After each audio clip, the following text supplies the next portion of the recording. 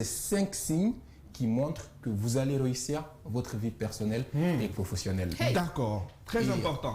Et pourquoi vers cette thématique-là? Vous savez, il y a des moments dans la vie, on travaille beaucoup, mais souvent on a comme l'impression qu'il y a un grand fossé, un très grand écart entre là où on est et là où on désire arriver. Ouais. Et à ce moment-là, on se dit, est-ce qu'il ne faut pas abandonner? Rien ne marche, on est confus. Et donc, ce que je partage aujourd'hui, c'est des remarques, des observations qui viennent de ces personnes-là, qui sont quittées là où nous sommes pour arriver là où ils sont aujourd'hui. Mais avant d'arriver là-bas, la fin de l'histoire, donc la réussite que tout le monde voit et que tout le monde apprécie, pendant qu'ils arrivaient, il y avait des micro-signes, il y avait un certain nombre de choses qui se répétaient sur ces gens-là, qui prouvaient en fait que ces gens allaient pouvoir réussir. Donc ces gens-là, on les retrouve chez ces personnes comme les Lamine Guérassi, comme les Antonio Soare, les KPC, les Nabi Deko, etc., etc. Donc toutes ces personnes qui réussissent, ils ont des traits communs. Alors aujourd'hui, l'idée de cette thématique, c'est de vous partager ces choses-là à toi et à ces téléspectateurs-là qui nous suivent pour que eux aussi, franchement, qu'ils puissent se dire, si j'ai ces choses à moi ou que j'observe déjà ces choses à moi, ça veut dire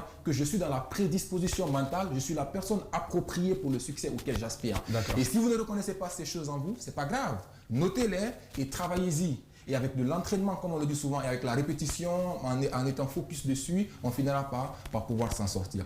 Alors, quels sont ces 5 signes qui montrent que vous allez réussir dans votre vie? Le tout premier signe, c'est d'abord mieux se connaître. Mieux se connaître et trouver quelque chose qui nous correspond. Vous savez, quand on parle de réussite, on parle de succès, souvent on passe à côté en fait. L'essence même de toute la réussite, ça passe par la connaissance de soi. Si on ne se connaît pas mieux, il sera difficile pour nous de saisir l'opportunité qui nous correspond. Il sera difficile pour nous de pouvoir nous épanouir. Et quand on parle de connaissance de soi, ça passe par quoi? Ça passe par l'identification de mes forces. Ça passe par l'identification de mes faiblesses, ça passe par l'identification de mes compétences, qu'est-ce que je sais faire. Ça passe par l'identification de ce qui me passionne, ça passe par l'identification de ma mission de vie, ce pourquoi je vis, c'est quoi ma raison d'être sur terre. Mais au-delà de ça, ça passe également par ma vocation, ce que je fais. Est-ce que les gens sont prêts à payer de l'argent pour recevoir cette mission qui me correspond en fait? Et après, ma profession. Aller dans toutes ces choses-là, ressortir sa valeur, identifier ses croyances, etc. Afin de savoir en fin de compte quelles sont les choses sur lesquelles je dois miser et capitaliser en termes de force et compétences, quelles sont les choses que je dois chercher à exploiter peut-être ailleurs que je ne dois pas faire en termes de faiblesse, etc., etc. Il est d'abord important de pouvoir trouver ce qui mieux se connaître. Parce que quand on se connaît mieux, on pourra être mieux édifié dans le choix de ce qui nous correspond. Excusez-moi. Et une fois qu'on a trouvé on se connaît mieux, parce qu'il faut le dire, l'aventure de la connaissance de soi, c'est une quête de toute une vie, quoi. Mais au fur et à mesure, il est bien d'être à l'écoute de soi. Tous les jours, on se découvre. Tous les jours, on découvre quelque chose de nouveau chez soi. Effectivement. Et donc, allant dans ce sens, l'autre point qu'il faut rajouter sur ce premier signe-là, c'est ne pas se permettre l'à peu près, ne pas se permettre de faire des choix par défaut, se dire que je vais vivre cette vie-là parce que je n'ai pas le choix. Honnêtement, le nombre d'employés qu'on voit qui ne sont pas épanouis dans le travail qu'ils font, c'est énorme. Le nombre de personnes qu'on voit. Posez-vous cette question le soir, quand vous rentrez chez vous, avant de dormir. Est-ce que je me sens véritablement à ma place? Est-ce que je suis épanoui? Est-ce que ce que je fais là, est-ce que c'est ce que je veux? Ce que je veux, c'est avec passion, avec amour. Avec amour. Il y a Kobe Bryant que j'ai suivi lors de son décès. Je suis tombé sur un de ses documentaires où on lui posait la question de savoir pourquoi tout ce courage-là, malgré tous les succès qu'il a eu dans sa vie, il continue encore à cravacher dur, à travailler tôt le matin, durement même. Il dit, pour la simple raison qu'au dernier jour de ma vie, j'ai pas envie de m'asseoir et de me dire, j'aurais pu faire ça. J'aurais dû faire ça. Avoir ce regret-là, et je vous assure, c'est le plus gros regret que l'individu peut avoir au crépuscule de sa vie. Donc voilà pourquoi il ne faut pas faire des choses parce que tel me les conseille, comme on le voit les étudiants aujourd'hui qui font des choix parce que papa me l'impose, parce que mes amis me le font, etc. Mais plutôt choisir quelque chose qui nous correspond. Et la meilleure façon de trouver quelque chose qui nous correspond, c'est de mieux se connaître. Donc le premier signe qui montre que vous allez réussir votre vie, c'est si vous êtes à l'écoute de vous-même, vous vous connaissez mieux et que vous allez vers la direction de ce qui vous correspond. Premier signe. Le deuxième signe, alors là, c'est ce qu'on appelle le growth mindset. Avoir le growth mindset et évoluer selon son propre rythme. Le growth mindset, c'est, si vous voulez, c'est ce qui vous amène, qui vous met dans une quête de remise en question. J'apprends, je teste, je me remets en question, j'apprends de mes échecs, je me forme différemment, je me fais coacher si nécessaire, etc., etc. Et ça nous met dans une quête de se dire, je ne connais pas tout, mais dans l'aventure, je pose des actions, j'apprends, je fais mieux, etc., etc. Donc ça nous met en fait dans la quête de l'évolution constante. Donc, remise en question, se former, apprendre, se faire coacher, etc., etc. Donc, avoir ce qu'on appelle le growth mindset, c'est-à-dire le mindset, l'état d'esprit de croissance. La remise en question, surtout apprentissage. Quand on parle d'apprentissage, encore une fois, il faut retenir que quand on prend le mot apprentissage, c'est deux mots qu'on peut ressortir là-dedans. Apprenti et sage. Et donc, l'apprentissage, c'est d'être un apprenti qui est sage. Et un apprenti qui est sage, c'est quelqu'un qui apprend en appliquant ce qu'il apprend. Et donc, être dans ce processus d'avoir le growth mindset, c'est de se dire, ok, c'est vrai qu'aujourd'hui, je ne connais pas tout, mais le plus important, le peu que je connais, je commence par appliquer ça en testant, j'identifie les erreurs, ces erreurs-là, pour les corriger, j'apprends mieux, je me forme, etc., etc. Et je suis quelque part dans le growth mindset. Et mieux encore, il faut pouvoir évoluer à son propre rythme. Vous savez, les actions qu'on pose des fois, qu'est-ce qui fait qu'on procrastine? Qu'est-ce qui fait des fois qu'on ne passe pas à l'action? Qu'est-ce qui fait que ces choses sont difficiles pour nous? Pour la simple raison que des fois, l'action qu'on a envie de faire n'est peut-être pas la bonne action pour nous. Ou peut-être cette action qu'on fait peut être la bonne, mais on n'est peut-être pas en train de faire de la bonne manière. Ou peut-être qu'on n'est pas en train de la faire au bon moment. Tout ça, ça peut créer des soucis. Et maintenant, pour éviter tout ça, encore une fois, ça passe par le premier signe qui est la connaissance de soi, qui nous ramène encore une fois à être à l'écoute de ces rythmes. Vous savez, il y a des moments de la journée, on a déjà traité cette thématique, je crois, ici, il y a des moments de la journée où on est plus apte à réfléchir.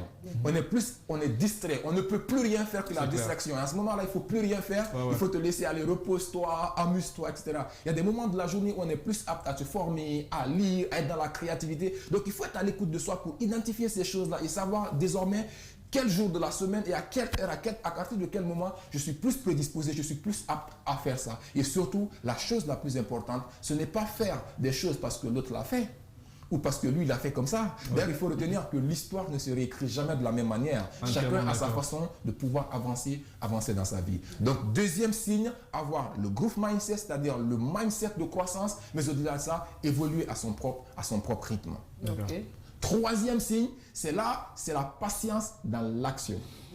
Être patient, mais ce n'est pas être patient dans la passivité. Il y en a beaucoup de personnes qui me disent qu'ils sont patients, mais ils ne foutent rien. Ils sont assis, quoi. Je suis patient. Justement, ils attendent que Alpha Condé l'emploi. Et ça ne se fera jamais, en fait, pour eux. Et donc, quand on parle de patience, cette fois-ci, c'est la patience dans l'action. Parce qu'il arrive des moments où on travaille dur, mais les résultats tardent à venir. On ne les voit même pas. Mais à partir de ce moment-là, on a besoin de persévérer, de continuer à agir, même si le résultat ne vient pas. C'est là où on parle de la fameuse traversée du désert. On a besoin d'avancer de 10 pas. Et puis après, on dit non, 10 pas de plus encore. On avance, après on se dit 10 pas, avancer. Ça nous amène quelque part à persévérer. Qui parle de persévérance? C'est dans le mot persévérance, il faut percer pour voir, d'où la persévérance. Et maintenant, pour vous amener à mieux illustrer ça, quand on parle de patience dans l'action, je vais vous parler de la métaphore du bambou chinois. D'accord. Je ne sais pas si vous connaissez un petit peu. Le bambou chinois, c'est cet arbre-là qui souvent les ébénistes l'utilisent pour faire des fauteuils.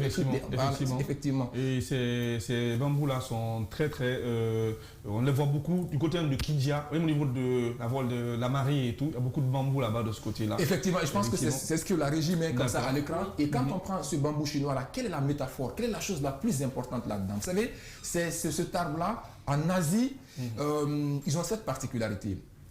Quand vous sémez le bambou chinois, la première année, il vous faut arroser tous les jours pendant 1 an. Et paradoxalement, vous ne voyez même pas la tête sortir du sol de la terre. Non. Et si vous arrêtez de l'arroser, l'arbre meurt.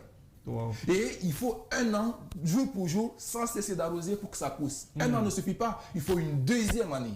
Il faut une 3e année, il faut une 4e année, il faut 5 ans, jour pour jour, effectivement, 5 ans, jour pour jour, il faut arroser pour que ça puisse sortir sa petite tête que vous voyez à l'écran là, pour que cette petite tête puisse sortir du sol. Et pendant les 5 ans, si vous avez arrêté, l'arbre meurt, aucune possibilité. Et vous avez vu, ça demande de la patience, mais dans l'action. Il faut être patient, attendre que le résultat vienne. Et ce qui est intéressant là-dedans, c'est qu'au bout de la 6e année, l'arbre, ce bambou chinois, fait 12 mètres de long. Wow. 12 mètres de hauteur. C'est que la première, 2e, 3e, 4e, il vous faut 5 ans pour l'arroser jour pour jour pour que l'arbre puisse sortir sa petite tête du sol. Là, et au bout de la 6e année, l'arbre fait 12 mètres de long. Wow. Vous savez, des fois, quand on est dans la quête de sa vie, c'est comme quand vous prenez une maison, d'accord, ou vous prenez un terrain, quelqu'un veut construire une maison, où il met la clôture, les murs montent. Et là, vu que les murs sont en hauteur, les gens ne voient pas ce qui se passe dedans. La nuit, on vient mettre les agrégats, on met tout à l'intérieur. Et après, Le matin, tous les ouvriers sont là, les gens continuent à travailler le soubassement. Les passants ne sauront pas que quelque chose se passe là. Bien sûr. Mais après, derrière, c'est quand ils verront les murs monter, on finit de monter, l'acharnement, tout est long, on dit ah oui, ils travaillent. Mais ils ignorent que le plus important, c'est ce soubassement-là. Comme pour vous dire, il faut agir, mais il faut agir, il faut être patient dans l'action. Et à partir de quel moment se dire et savoir qu'il faut continuer à persévérer. Parce qu'il ne s'agit pas de dire, voilà, le coach a dit, il faut persévérer, je persévère. Mais à partir de quel moment il faut persévérer? 3 choses. La première chose, c'est d'abord de se poser la question de savoir, est-ce que je me sens à ma place? La deuxième chose, est-ce que j'apprends? Est-ce que j'évolue? L'évolution, peut-être les autres ne voient pas, mais toi, tu peux savoir par rapport à l'année dernière, il y a une petite amélioration par rapport à ce que tu fais. Et la troisième chose qui montre que tu dois persévérer dans ton action, c'est de te dire, est-ce que ce que je fais, ça me nourrit? Est-ce que ça nourrit mes valeurs hautes? Est-ce qu'il y a cette vibration en moi? Pour aller très vite, le 4e signe, à ce moment-là, c'est créer son environnement de succès. Créer un environnement propice à son succès. Aujourd'hui, Internet existe. C'est de suivre des gens en termes de vidéos, en termes de biographie, en termes de modèles de réussite. Même ici, des gens qui ont déjà excellé et être dans ce cocon-là. Parce que ces gens-là, ils vont nous motiver, ils vont ouvrir notre champ de perception, de possibilités, ils vont nous donner envie d'y croire et de pouvoir avancer. D'accord? Et le 5e signe qui montre que nous allons pouvoir réussir notre vie, quand on sait déjà que le premier signe, c'est se dire que je me connais mieux, mais en dépit de me connaître mieux, je suis à ma place. Le deuxième signe pour se dire que j'ai le groove mindset et que je voulais à mon propre limite. Dire le 3e signe qui nous met dans cette prédisposition d'être patient dans l'action. Le 4e signe, avoir un environnement propice. Et le 5e signe cette fois-ci, c'est arrêter de se comparer aux autres et de s'assumer. Et là, je vais vous donner un exemple. Pour vous dire d'arrêter de se comparer aux autres. Imaginez par exemple, au début on parlait des GG.